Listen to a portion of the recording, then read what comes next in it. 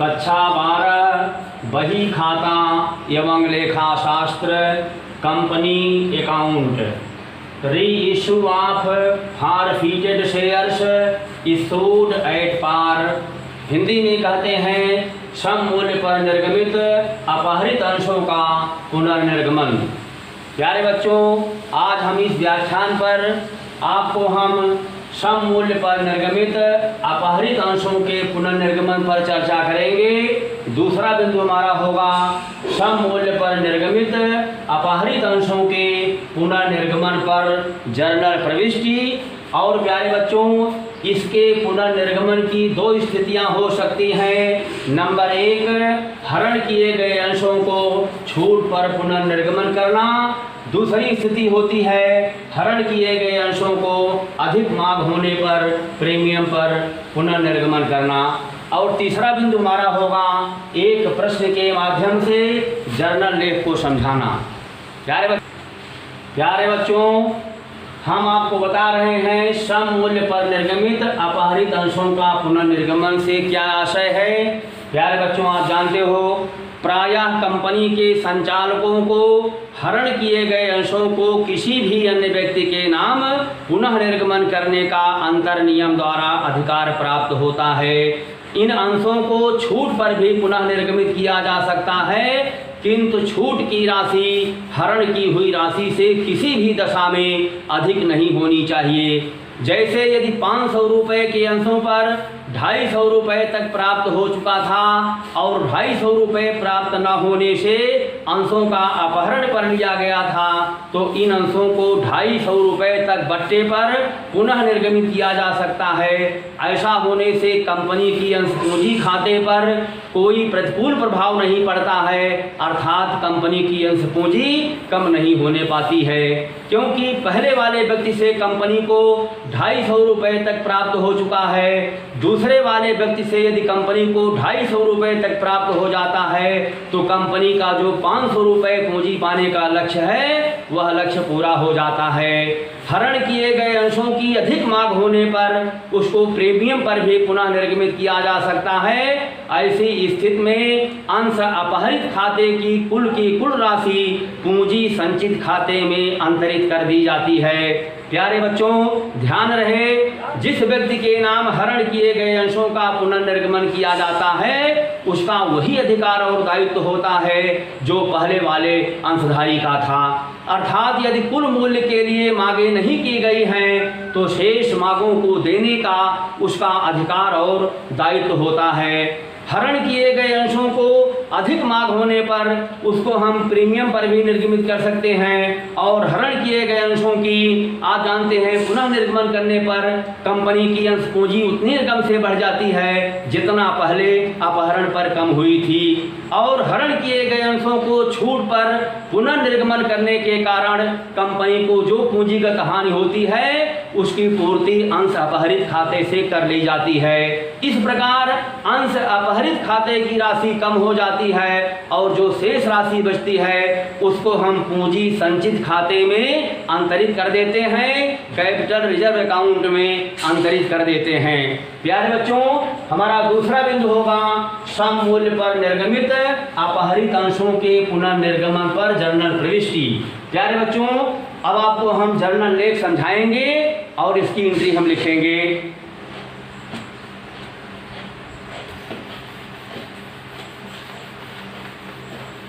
प्यारे बच्चों, हरण किए गए अंशों का पुनः निर्गमन किया जा सकता है।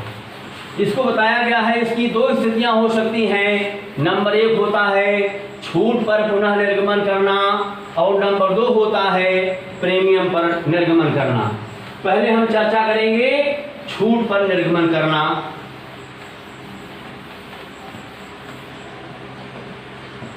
नंबर 1 होगा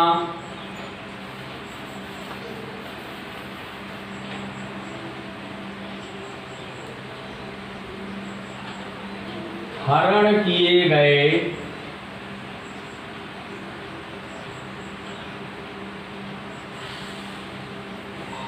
अंशों हरण किए गए अंशों को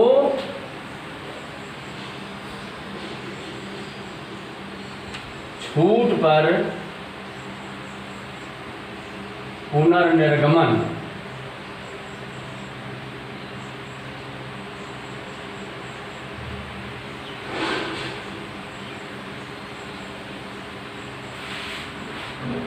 प्यारे बच्चों, इसका जो एंट्री बनता है, जो इसका जनरल लेख बनाया जाएगा वो इस तरह से होगा।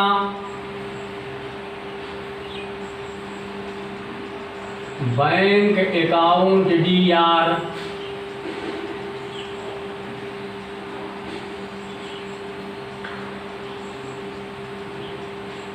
Amount received on reissue of share. दूसरी एंट्री बनती है छूट पर जो हम जारी करेंगे, दूसरा लेखा बनता है शेयर फॉरफीटेड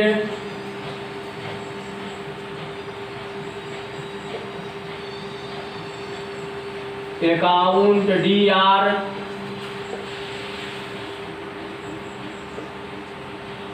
डिस्काउंट अलाउड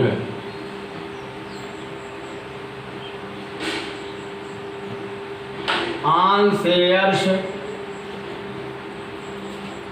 और तीसरी एंट्री बनाई जाएगी टू शेयर कैपिटल अकाउंट,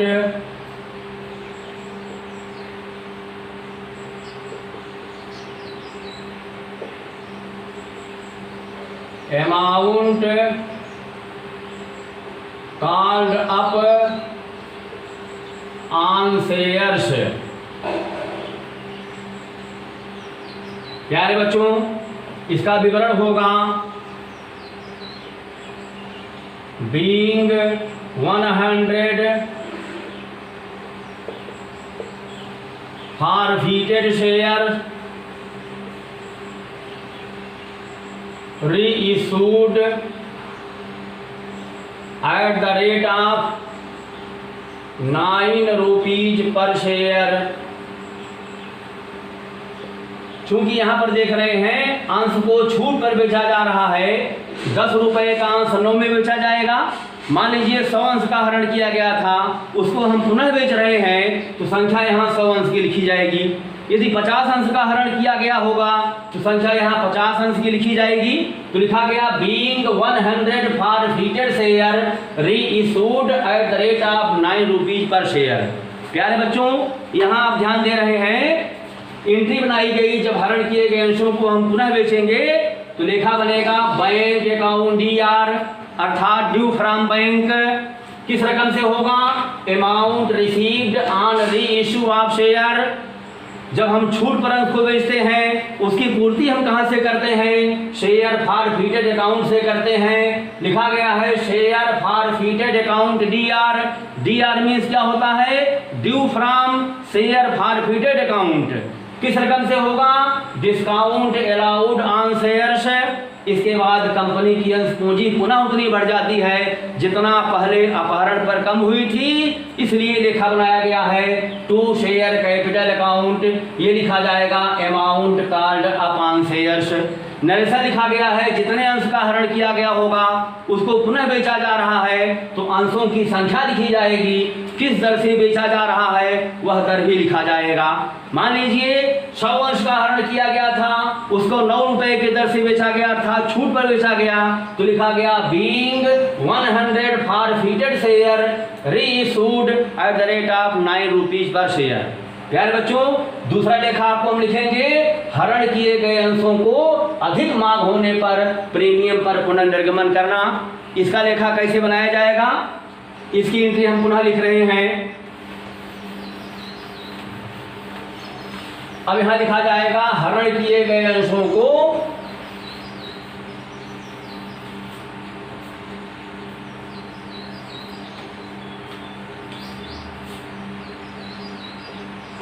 अधिक मांग होने पर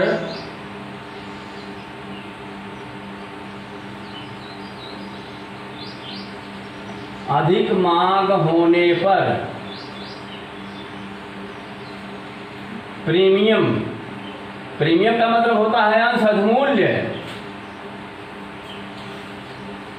प्रीमियम पर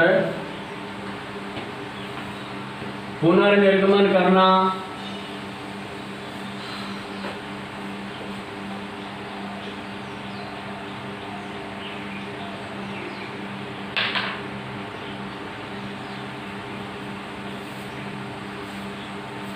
इसका लेखा बनता है bank account DR, bank account DR,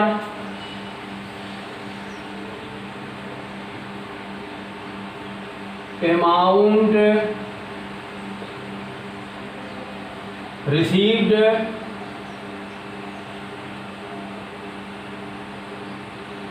on reissue of share.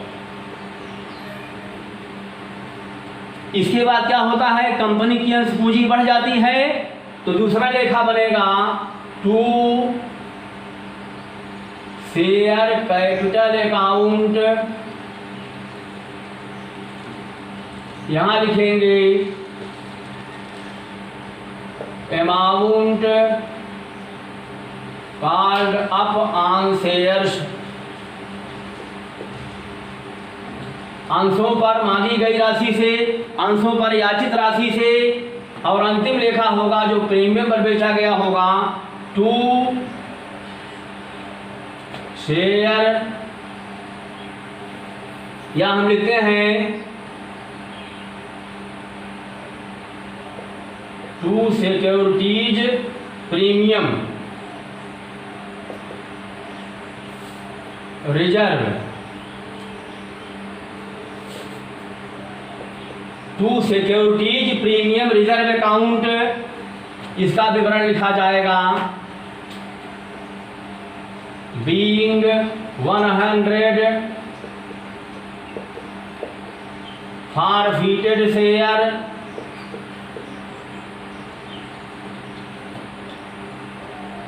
Reissued at the rate of 12 rupees per share. 10 रुपए का अंश है वो 2 रुपए बढ़ा के बेचा जाएगा, चूंकि प्रीमियम पर लागू हो गया है तो 10 रुपए के अंश को हम कितने में बेचेंगे, 12 रुपया प्रति शेयर, 12 रुपीज पर शेयर। प्यारे बच्चों ध्यान दीजिएगा, ये अंश क्या किया गया है, प्रीमियम पर बेचा जा रहा है, अंश अधिमूल्य पर बेचा जा रहा है, तो एंट्री बन रही है बैंक अकाउंट DR मीन्स होता है ड्यू फ्रॉम बैंक, बैंक द्वारा प्राप्त, amount received on reissue of share. दूसरा लेखा बनेगा to share capital account, company की अंश पूंजी पुनः उतनी बढ़ जाएगी जितना पहले अपहरण पर कम हुई थी। लिखा गया है amount called up on shares. इसके बाद प्रीमियम की राशि का लेखा हम करेंगे, तो लेखा बनाएंगे to securities premium reserve account amount of premium. यहाँ लिख दें amount AMT amount of premium. ये प्रीमियम की राशि से एक खाता ये लेखा बनाया जा रहा है, तो to securities premium reserve account. प्यारे बच्चों ये दोनों एंट्री आपको बता दी गई। छूट पर निर्गमन कैसे होता है, प्रीमियम पर निर्गमन कैसे होता है, दोनों एंट्रियां बता दी गई हैं। अब हम क्या करेंगे, एक प्रश्न के माध्यम से आपको हम एंट्री को समझाएंगे। प्रश्न 1, एक कंपनी ने 10 रुपए वाले 10,000 अंश जनता को निर्गमित किए। राशियां इस प्रकार देय हैं: 2 रुपए आवेदन पत्र पर, 2 रुपए आवंटन पर, 2 रुपए प्रथम मांग पर, 2 रुपए द्वितीय मांग पर और 2 रुपए अंतिम मांग पर। सभी राशियां यथासमय प्राप्त हो गईं। केवल एक अंशधारी जिसे 100 अंश दिए गए थे आवंटन तथा आगे की किस्तों का भुगतान न कर सका। उसके अंशों का हरण कर लिया गया और हरण अंश 9 रुपए प्रति अंश की दर से पुनः निर्गमित कर दिया गया। आवश्यक जनक लेखे कीजिए। प्यारे बच्चों ये सवाल आपको दिया गया है, इस सवाल को हम हल कर रहे हैं और आपको बताएंगे यह सवाल कैसे लगाया जाएगा। आइए हम सवाल को शुरू करते हैं, आप भी कॉपी में नोट करते रहिएगा। यहाँ लिखेंगे 10,000 share issued at the rate of 10 each, बराबर कि कंपनी को 1 लाख रुपए की आवश्यकता वर्तमान काल में है, तो कंपनी ने क्या किया है, अपने 10,000 अंश को जारी कर रही है, जो कि प्रत्येक 10 रुपए की कीमत का है। अब राशियाँ कैसे मांगी जा रही हैं, हम किस्त को बनाते हैं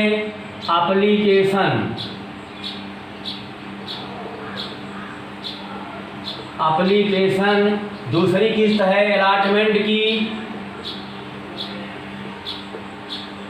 अलॉटमेंट, तीसरी किस्त होगी फर्स्ट कॉल, चौथी किस्त होगी सेकेंड कॉल और अंतिम किस्त है फाइनल कॉल। प्यारे बच्चों, आप ध्यान दे रहे हैं, 2 रुपये आवेदन पत्र पर है, 2 रुपये आवंटन पर है, 2 रुपये प्रथम मार्ग पर है, 2 रुपये द्वितीय मार्ग पर है और 2 रुपये अंतिम मार्ग पर मांगा जा रहा है। तो आवेदन पत्र पर 2 रुपया प्रति अंश, अलॉटमेंट पर 2 रुपया प्रति अंश, प्रथम मार्ग पर 2 रुपया प्रति अंश की मांग होगी, द्वितीय काल पर 2 रुपया प्रति अंश, फाइनल काल पर 2 रुपया प्रति अंश, बराबर 10 rupees per share called up, अर्थात 10 रुपये प्रति अंश की मांग की जा रही है।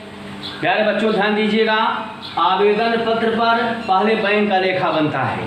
आपको बार बार बताया गया है, एप्लीकेशन एक ऐसा किस्त होता है जहां पहले रुपया कंपनी के बैंक में आता है, इसके पश्चात अंश पाने के हकदार माने जाते हो, इसलिए पहला लेखा यहाँ बनेगा। बी माने होता है बैंक, तो 2 रुपया प्रति अंश है 10,000, 10 दूनी 20,000 रुपया पहले आपको बैंक में देना होगा, तभी अंश पाने के हकदार आप माने जाओगे। दूसरा लेखा होता है सी मीन्स होता है कैपिटल अकाउंट, इसको हम पूंजी खाते में अंतरित कर देते हैं, ट्रांसफर कर देते हैं, तो 20,000 रुपया जो बैंक में आ चुका होता है उसको पूंजी खाते में अंतरित कर दिया जाता है। इसीलिए प्रत्येक किस्त के 2 लेखे बनाए गए हैं, 2 लेखे होते हैं। आइए अलॉटमेंट पर आइए। आपको बताया गया है 2 याचनाओं में के बीच में कम से कम 1 माह का अंतर होना चाहिए और याचना की राशि का भुगतान करने के लिए कम से कम 14 दिन का समय अंशधारी को दिया जाना चाहिए, ताकि वो पैसे की व्यवस्था करके कंपनी के बैंक में धनराशि को भेज सके। इसलिए पहले यहाँ सी का लेखा होगा। सी मीन्स होता है कैपिटल, अर्थात आवंटन पर पहले पूंजी की मांग की जाएगी। कितना मांग की जाएगी? 2 रुपया प्रति अंश है 10,000, तो 10 दूनी 20,000 की मांग कंपनी करेगी।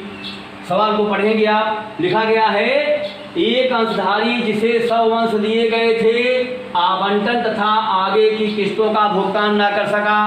100 अंश का एक अंशधारी है जो आवंटन पर भुगतान नहीं कर पाया, प्रथम काल पे भुगतान नहीं कर पाया, द्वितीय माह पे भुगतान नहीं कर पाया और अंतिम माह पर भुगतान नहीं कर पाया, उसके अंशों का हरण कर लिया जा रहा है। अब यहाँ देखेंगे, यहाँ लिखेंगे लेस मीन्स होता है घटाया। 100 अंश गुणे 2 रुपये से रुपया नहीं दे पा रहा है, तो 200 रुपये का भुगतान नहीं कर पाया, तो बैंक में कितना भुगतान कर पाया? 19,800 रुपये का भुगतान कर पाया। ये देखिए, आवंटन वाली किस्त पर 20,000 रुपये मांगा गया, लेकिन 100 अंश का भुगतान नहीं हुआ, इसलिए 200 रुपये यहाँ से घटाए गए, बैंक में मिला 19,800 रुपया। अब आप देखेंगे, फर्स्ट काल की मांग कंपनी करेगी, 1 माह के बाद प्रथम मांग कंपनी करेगी और 2 रुपये के भाव से कंपनी मांग करेगी। कितना कंपनी मांग करेगी? 10,000 गुणे 2 बराबर सी माने होगा 20,000 रुपये की मांग कंपनी करेगी। और यहाँ आप देख रहे हैं 100 अंश का भुगतान नहीं किया जा रहा है, इसलिए पुनः यहाँ पे लिखेंगे लेस मीन्स घटाया।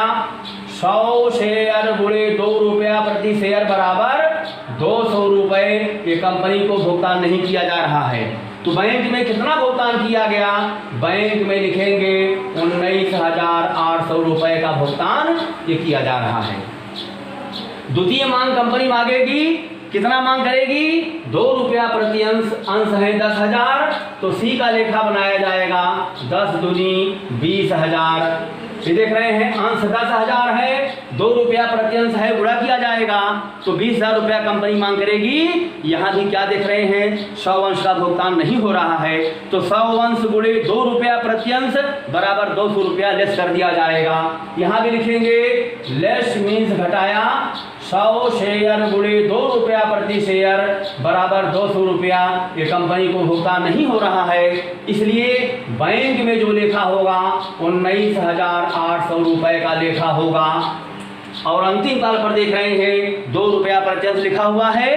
कंपनी यहाँ पहले पूंजी की मांग करेगी, अर्थात सी माने होता है कैपिटल, तो कंपनी 10,000 गुणे 2 करेंगे तो 20,000 की मांग कंपनी करेगी।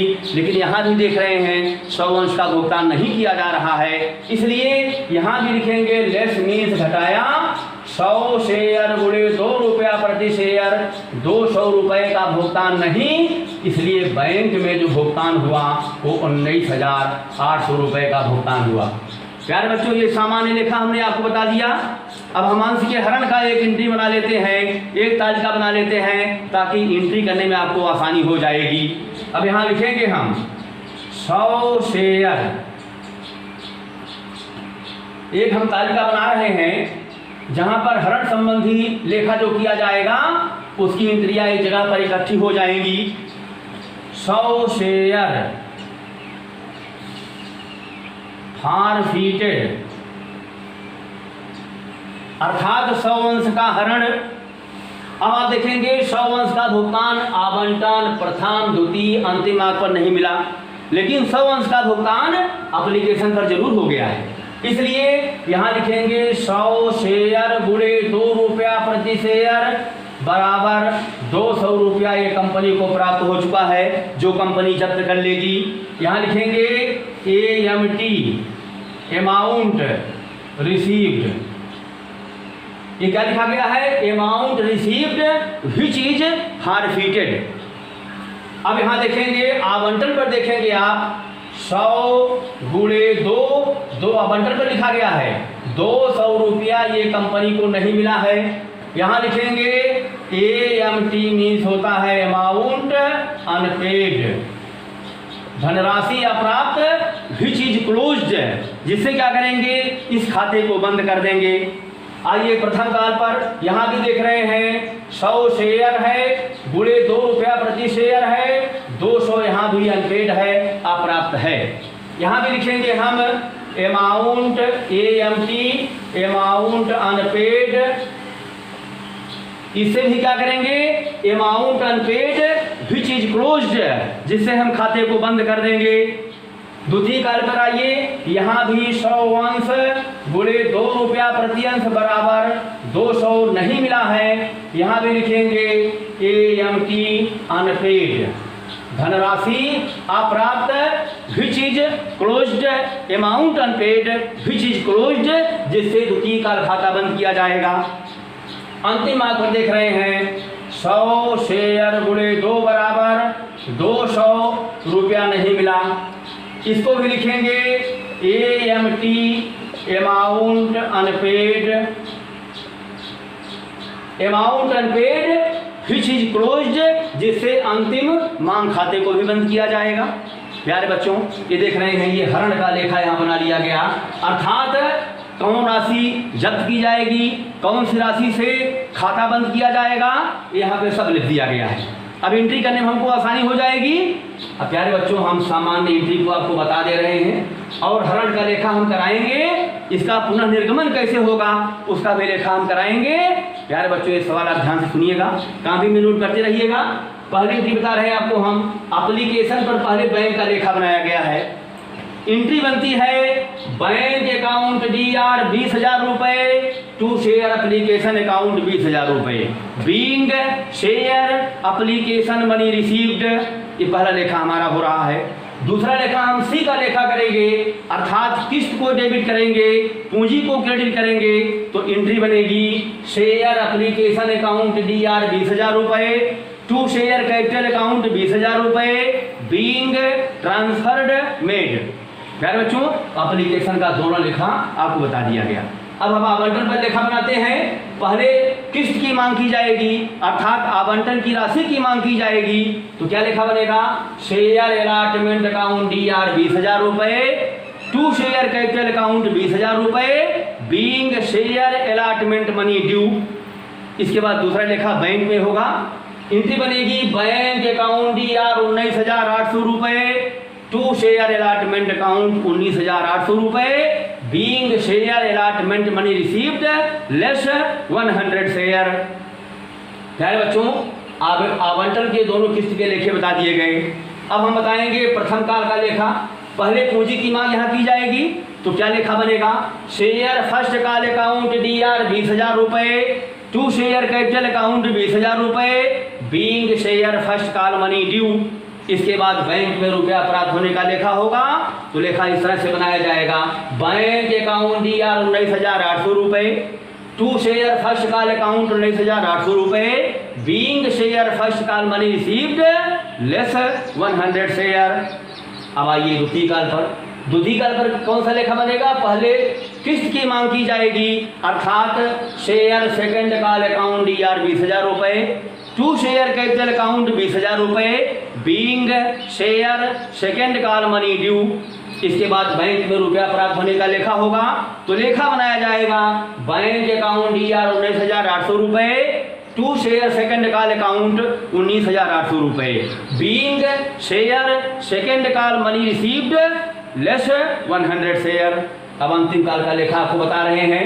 पहले मांग की जाएगी, पूंजी की मांग की जाएगी। तो लेखा बनेगा शेयर फाइनल काल अकाउंट DR 20,000 रुपए, टू शेयर कैपिटल अकाउंट 20,000 रुपए, बीइंग शेयर फाइनल काल मनी ड्यू। इसके बाद बैंक में रुपया प्राप्त होने का लेखा होगा। बैंक अकाउंट DR 19,800 रुपए, टू शेयर फाइनल काल अकाउंट 19,800 रुपए, बीइंग शेयर फाइनल काल मनी रिसीव्ड लेस 100 शेयर। प्यारे बच्चों, इस सवाल में जो मुख्य है वो अंशों का हरण का है, उसको पुनः जारी करने का है। इस पर हम चर्चा करेंगे, आपका ध्यान केंद्रित होना चाहिए। तो इसका लेखा हम कर रहे हैं, अंश के हरण का लेखा हम कर रहे हैं। इसका लेखा प्यारे बच्चों कैसे होता है? जब अंश का हरण होता है तो क्या आपको बताया गया है? पहला लेखा बनता है अंश पूंजी खाता डेबिट। जैसे ही अंश का हरण किया जाएगा, कंपनी की निर्गमित पूंजी क्या होती है? कम हो जाती है। कितनी राशि से? जितना उस पर मांगा गया है, अर्थात हरण किया गया अंश गुणे अंश पर मांगी गई राशि से पूंजी खाता डेबिट किया जाएगा। तो एंट्री बनेगी अंश के हरण पर लेखा बनेगा। वो लेखा हम बता रहे हैं आपको। Share capital account DR। Entry बनी शेयर कैपिटल अकाउंट DR। कितने अंश का हरण है? ध्यान दीजिएगा, 100 अंश का हरण किया जा रहा है। कुल कितनी मांगे हो रही हैं? 2, 2, 4, 2, 6, 2, 8, 2, 10 की मांग हो रही है। हरण किया गया अंश गुणे अंश पर मांगी गई राशि से पूंजी आपकी डेबिट हो जाती है। तो जो अंश का हरण किया गया है वो 100 अंश का है। 100 अंश में 10 से गुणा कर दीजिए, बराबर 1,000 रुपए से ये कंपनी की पूंजी कम हो जा रही है, क्योंकि अंश का हरण कर लिया जा रहा है। अब ध्यान दीजिएगा, जिन किस्तों पर रुपया नहीं मिलेगा उनको हम बंद करते चले जाएंगे। आवंटन पर रुपया नहीं मिला, आवंटन वाली किस्त को बंद किया जाएगा। प्रथम काल पर रुपया नहीं मिला, प्रथम काल खाते को बंद किया जाएगा। द्वितीय काल पर रुपया नहीं मिला है, द्वितीय काल खाते को बंद किया जाएगा। अंतिम मांग खाते पर रुपया नहीं मिला है, अंतिम मांग खाते को बंद किया जाएगा। और देख रहे हैं एप्लीकेशन पर जो रुपया प्राप्त हो गया है उसको हम अंशभरित खाते में क्रेडिट कर देते हैं। आइए आवंटन पर ध्यान दीजिए। 200 रुपये का भुगतान नहीं हुआ है, इसलिए बताया गया है कि मांगों पर जो प्राप्त रकम है उसके प्राप्त होने की आशा समाप्त हो जाती है, अतएव उसको बंद करना पड़ता है, अर्थात क्रेडिट करना पड़ता है। तो आवंटन वाली किस्त को बंद कर दिया जाए। तो लेखा बनेगा टू शेयर अलॉटमेंट अकाउंट। आवंटन वाली किस्त को बंद कर दें। जो 200 रुपया यहाँ पर नहीं मिला है, amount unpaid which is closed, कितना रुपया नहीं मिला है, तो 200 रुपए से आवंटन वाली किस्त को बंद कर दिया जाएगा, क्योंकि इस पर रुपया मिलने की कोई उम्मीद अब नहीं बचती है, क्योंकि अंश को छीन लिया गया है, अंश का हरण कर लिया गया है। अब आइए प्रथम काल पर देख रहे हैं 200 रुपए का भुगतान नहीं हुआ है, अब भुगतान नहीं होगा क्योंकि अंश का हरण कर लिया गया है, इसलिए प्रथम मांग खाते को भी बंद करना होगा, अर्थात क्रेडिट करना होगा। तो लिखा जाएगा to share first call account को भी बंद करना होगा। तो किस रुपए से, amount unpaid which is closed, 200 रुपया प्रथम मांग खाते पर नहीं मिला है, इससे भी इस खाते को बंद कर दिया जा रहा है। द्वितीय मांग पर दे रहे हैं 200 रुपए का भुगतान नहीं हुआ है, द्वितीय मांग खाते को भी बंद करना होगा। तो लिखा जाएगा to share second call account को भी बंद करना होगा। किस रुपए से, amount unpaid which is closed, जो राशि प्राप्त नहीं हुई है उसे हम द्वितीय मांग खाते को भी बंद कर दिए, और अंतिम मांग खाते पर देख रहे हैं भी 200 रुपया नहीं मिला है, इसलिए इसको भी बंद करेंगे। लिखेंगे to share final call, to share final call account पर भी देख रहे हैं 200 रुपया अनपेड है, इसलिए इससे भी इस खाते को बंद कर दिया जाएगा। और प्यारे बच्चों ध्यान दीजिएगा, एप्लीकेशन एक ऐसा किस्त होता है जहां रुपया प्राप्त ही हो जाता है, इसलिए 100 गुणे 2 बराबर 200 कंपनी को मिल चुका है, कंपनी इसी को जब्त कर लेगी। तो लेखा बनता है to share forfeited,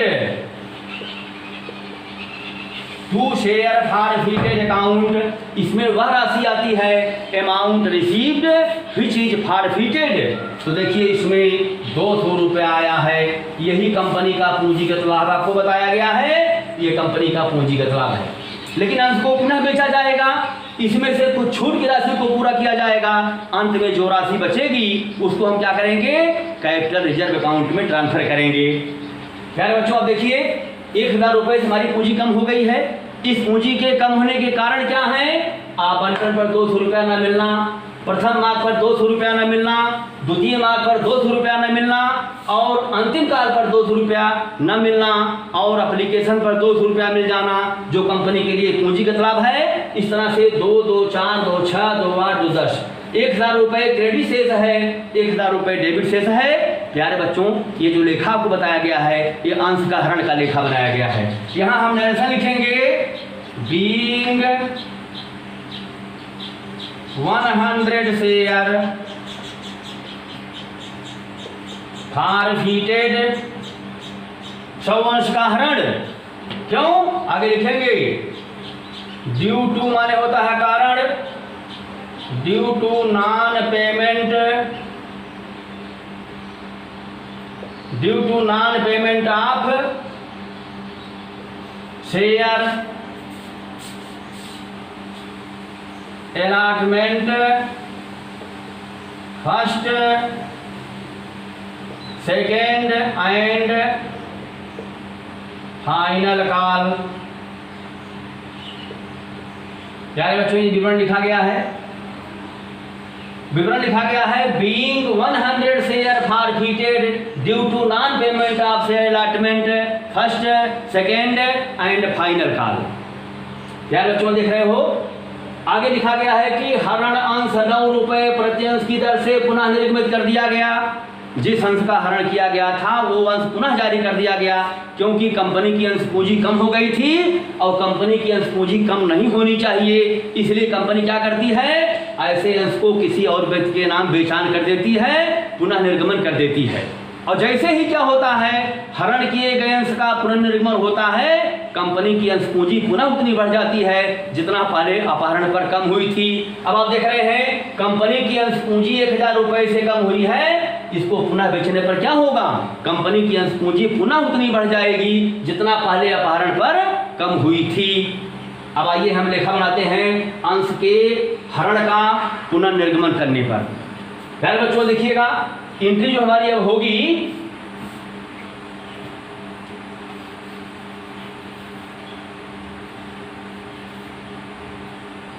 bank account यार, जब अंश को हम पुनः बेच रहे होंगे तो लिखा बनेगा बैंक अकाउंट DR।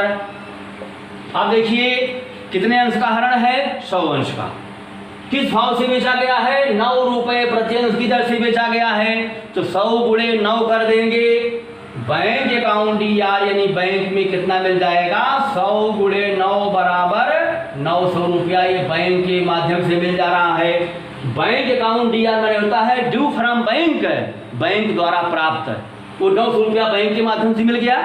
और देख रहे हैं कंपनी की पूंजी 1000 रुपए से कम हुई है। अभी कितना रुपया कम पड़ रहा है, 100 रुपया कम पड़ रहा है। वो 100 रुपया कहाँ से लिया जाएगा, शेयर फॉरफिटेड अकाउंट से लिया जाएगा। जो लेखा बनाया गया है शेयर फॉरफिटेड में से 200 रुपये में 100 रुपया क्या करेंगे, हम छूट में ले लेंगे। अर्थात कंपनी की पूंजी 900 रुपये से बढ़ रही है, लेकिन 100 रुपया कम पड़ रहा है। वो 100 रुपया कहाँ से पूरा करेंगे हम, अंश अपहरित खाते से पूरा किया जाएगा। तो 200 रुपये में से 100 रुपया छूट के लिए निकाला जाएगा। इसलिए लेखा बनेगा यहाँ शेयर फॉरफिटेड अकाउंट DR माने क्या होता है, due from share forfeited account, अंश अपहरित खाते से ली गई राशि। कितनी राशि ले रहे हैं, 100 रुपया कम पड़ रहा है, तो 100 रुपया आप यहाँ से ले रहे हैं छूट को पूरा करने के लिए। अब आप ध्यान दीजिएगा, 900 रुपये तो बैंक के माध्यम से मिल गया है, 100 रुपया हम कहाँ से ले रहे हैं, अंश अपहरित खाते से उसको हम पूरा कर ले रहे हैं। और आप देख रहे हैं कंपनी की अंश पूंजी पुनः उतनी बढ़ गई जितना पहले अपहरण पर कम हुई थी। इसलिए अंतिम लेखा बनेगा to share capital account. To share capital account ये कितने रुपए से बढ़ गया, 1000 रुपया। जो कंपनी की पूंजी कम हुई थी अंश के हरण करने पर, उसकी पूंजी पुनः उतनी बढ़ गई। तो देखिए लेखा बना, बैंक अकाउंट DR 100 अंश को 9 रुपए के भाव से बेचा गया, 900 मिल गया। 100 रुपया कम पड़ रहा था, 100 रुपया जो कंपनी का पूंजीगत लाभ हो गया था उसमें से 100 रुपया निकाल लिया गया, छूट को पूरा होने में ले लिया गया। इसलिए लेखा बनाया गया शेयर फॉरफिटेड अकाउंट DR, अर्थात due from share forfeited account. 100 रुपया यहाँ से लिया गया और कंपनी की अंश पूंजी पुनः उतनी बढ़ गई जितना पहले अपहरण पर कम हुई थी। 1000 रुपये कम हुई थी, 1000 रुपये पुनः बढ़ गई। यहाँ विवरण लिखेंगे हम, being 100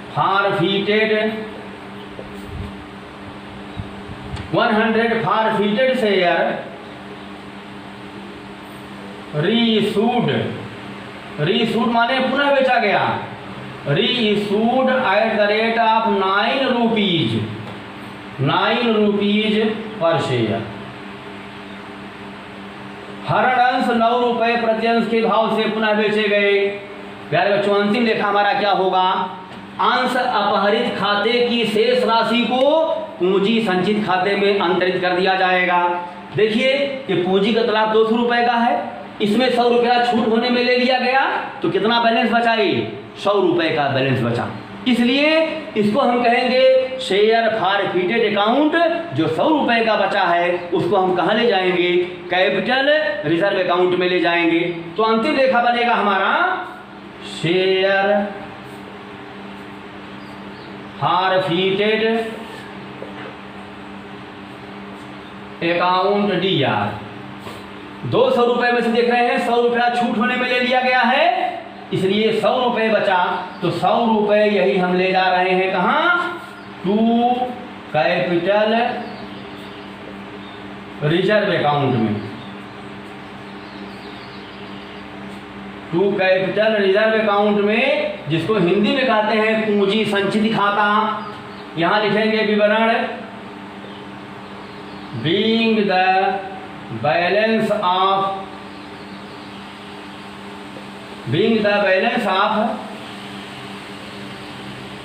share forfeited account transferred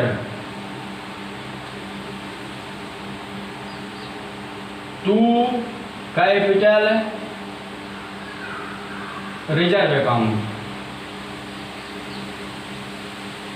प्यारे बच्चों देख रहे हैं, ये आपका नरेशन लिख दिया गया है अंश अपहरित खाते की शेष राशि को पूंजी संचित खाते में अंतरित करने पर क्या लेखा बनता है?